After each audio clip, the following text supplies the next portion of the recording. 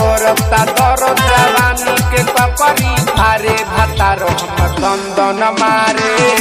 भातारो हम दंदन मारे धैले कपार बाट जो बना के हमारा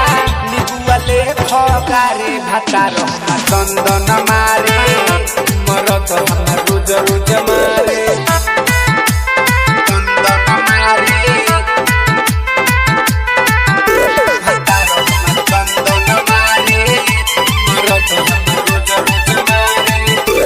कहेला की मजा मिल तोहरा देहिया में का बताई सखी दर्द